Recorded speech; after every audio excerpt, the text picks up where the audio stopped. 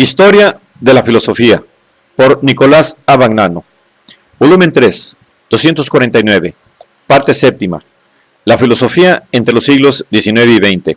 Capítulo 10. El realismo. 780. M. R. Cohen. En cambio, el naturalismo de Morris R. Cohen, 1880-1947, es más bien un naturalismo racionalista.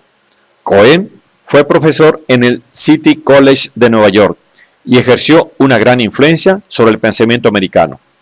Sus escritos son los siguientes: Razón y Naturaleza, 1931. El Derecho y el Orden Social, 1933. Prólogo a la Lógica, 1944. La Fe de un Liberal, 1946. El Significado de la Historia Humana, 1948. El Viaje de un Soñador, Autobiografía, 1949. Estudios de Filosofía y Ciencia, 1949. El Pensamiento Americano, una mirada crítica, 1954. El tema fundamental de la filosofía de Cohen es la defensa del objetivo de la razón en todos los campos de la actividad humana. La obra mayor de Cohen, Razón y Naturaleza, ensayo sobre el significado del método científico, va dirigida precisamente a dicho objetivo. O sea, primero a mostrar la insuficiencia de los rivales y subrogados de la razón, la autoridad, la experiencia pura, la intuición, la imaginación, y luego a mostrar la función de la razón tanto en el campo de la filosofía como en el de las ciencias naturales y morales. Pero, al mismo tiempo, la obra tiende a mostrar la íntima unión de la razón con la naturaleza y a evitar que la llamada a la razón tienda a suprimir la naturaleza o que la llamada a la naturaleza se resuelva en una forma de irracionalismo sentimental. El instrumento que considera Cohen más apropiado para esta tarea es el análisis del método científico. Por eso, él profesó ser un lógico y tituló La fe de un lógico a la presentación de su filosofía publicada en la revista Contemporary American Philosophy, 1930. En su defensa de la razón, Cohen logra salvar algunos aspectos y conclusiones de la filosofía tradicional.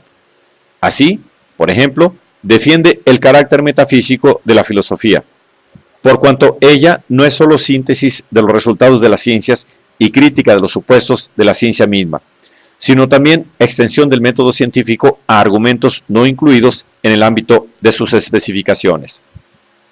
A este propósito, Cohen defiende el concepto aristotélico de sustancia como razón de ser de las cosas e identifica la sustancia con las relaciones o estructuras, que son los objetos de la ciencia racional. Pero, con ello no pretende afirmar que la racionalidad agota la existencia de las cosas. La forma o el esquema de relación de las cosas se refiere a un elemento no racional o alógico, sino el cual la forma no tiene ningún significado, sin el cual la forma no tiene ningún significado genuino. Negar la existencia de todo elemento irracional significa hacer de la misma un hecho irracional, contingente y alógico. La relación entre la sustancia racional de las cosas y sus elementos no racionales es un caso particular de un principio más amplio que Cohen denomina principio de polaridad. Cohen entiende, por este principio, que opuestos como inmediatez y mediación, unidad y pluralidad, permanencia y flujo, sustancia y función, ideal y real, actual y posible, etc., se implican uno con otro como los polos de una magneto, cuando se aplican a una entidad significante. El mismo reconocimiento de una sustancia racional de las cosas, constituida por estructuras o relaciones de naturaleza lógica o matemática, excluye, según Cohen, la naturaleza puramente mecánica del mundo, como excluye el determinismo riguroso propio del mecanismo. En cuanto al finalismo, la razón no puede demostrarlo ni refutarlo. Sin embargo, la idea de que fuerzas humanas o casi humanas son cósmicamente dominantes produce una satisfacción parecida a la de volver a casa de un viaje solitario por el desierto. En el campo de la psicología, Cohen excluye que se pueda admitir el alma como entidad distinta del cuerpo y que esté más allá de los fenómenos observables. Pero también excluye que se pueda reducir la conciencia al comportamiento, como pretende el behaviorismo. En el campo de las ciencias morales defiende la idea del derecho de naturaleza, pero afirma que las normas de este derecho no son evidentes, sino que deben ser atestiguadas por su certeza, exactitud, universalidad y coherencia. Contra el positivismo jurídico de Kelsen afirma que en el derecho no puede faltar el aspecto natural o existencial como polo complementario de lo racional o espiritual. Como se ve, Cohen llega en todos estos puntos a una confirmación parcial de ciertos aspectos de la filosofía tradicional. De modo parecido, en el campo de la lógica, sus ideas son conformes con los desarrollos que esta ciencia ha experimentado en los primeros decenios del presente siglo. Objeto de la lógica son las verdades formales que concierne a la relación, sí, entonces, pues las verdades de este género no son puras y simples tautologías, sino que implican siempre algún elemento de novedad. De las pocas reglas del juego de ajedrez se pueden deducir todas las partidas que pueden jugarse. Sin embargo, las partidas no se hallan contenidas en dichas reglas, a no ser que se admita también que las reglas están contenidas en aquellas partidas, como cambios invariables o transformaciones comunes a todas ellas. Las relaciones lógicas son necesarias, las relaciones de hecho son contingentes. Las hipótesis son nuestras guías en el laberinto de las posibilidades. La inducción no es más que un racionamiento disyuntivo que entre varias hipótesis determina la verdadera mediante la constatación de las consecuencias. Los conceptos son signos de relaciones invariables. La probabilidad consiste en la frecuencia relativa de un acontecimiento.